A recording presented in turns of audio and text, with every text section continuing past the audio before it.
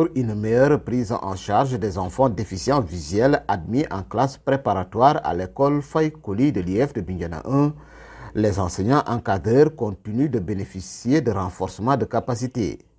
Cette fois, c'est sur les maths en braille qu'ils sont outillés. Nous avions démarré le module braille, mathématiques braille, dans lequel on avait donné les rudiments du code mathématique. Le code mathématique scindé en deux, il y a le code Louis Braille et le code Antoine. Mais ces deux codes devraient être revus dans un module complet pour permettre aux enseignants d'être mieux outillés pour accompagner les jeunes dans les classes. Parce que je ne vous apprends rien, nous avons démarré avec une classe préparatoire. Les enfants qui sont dans la classe préparatoire, dès octobre, certains d'entre eux vont sortir de cette classe préparatoire pour aller dans les classes inclusives. Alors, qui cesse d'apprendre doit cesser d'enseigner. Les enseignants qui sont dans ces écoles, classes inclusives ou écoles inclusives, devront être formés pour pouvoir prendre en charge ces enfants. Raison pour laquelle nous avons vraiment tenu à faire ce séminaire pour outiller davantage les enseignants et le directeur de l'école, plus les inspecteurs, pour leur permettre quand même de connaître les deux codes et de vraiment bien travailler pour les mathématiques. Cette formation est bien accueillie par les encadreurs et le chef de l'établissement. C'est très intéressant parce que nous, déjà dans l'apprentissage qu'on fait au niveau de la carte transitoire, on a constaté qu'il y a des insuffisances. Parce que si on prend pour le cas des élèves de CM2 qui doivent voir par exemple les fractions, quand on avait fait le premier atelier qui parlait de l'alphabet, on n'avait pas pris ça en charge. Mais aujourd'hui, avec cette formation, ça nous permet au moins de pouvoir revenir pour pouvoir encadrer les élèves dans ce domaine-là. Comme ça, une fois dans les classes, ils pourront vraiment travailler sans aucun problème.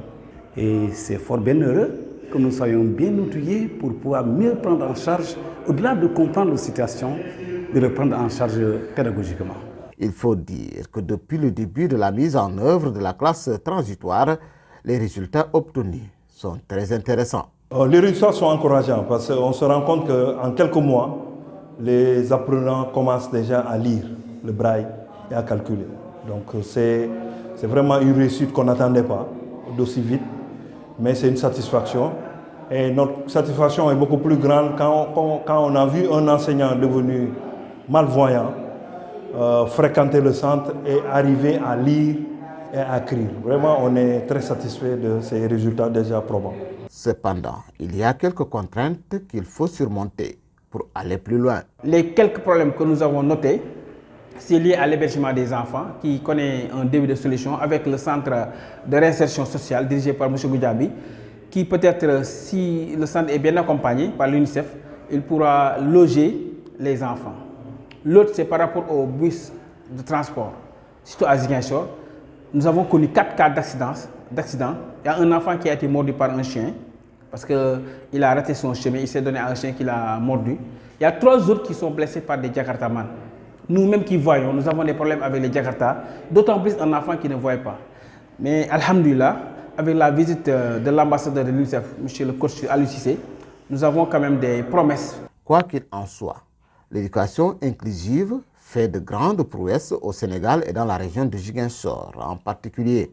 Si on parle d'éducation inclusive dans la région de Ziguinchor et aujourd'hui dans le département, d'abord il faut remercier les partenaires qui se sont engagés pour pouvoir montrer ce programme, notamment l'inspection d'académie, avec ses partenaires financiers comme UNICEF, comme Sensory Handicap Corporation.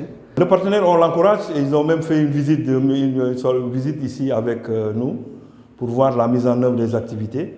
On a fait aussi une sortie au niveau du centre Santa Barbara pour voir les enfants déficients auditifs et des trisomiques, voir dans quelle mesure qu'il y aurait une collaboration pour une prise en charge holistique de l'éducation inclusive globalement dans le Bignona. Et la réalité a montré que ce n'est pas quelque chose qu'on invente.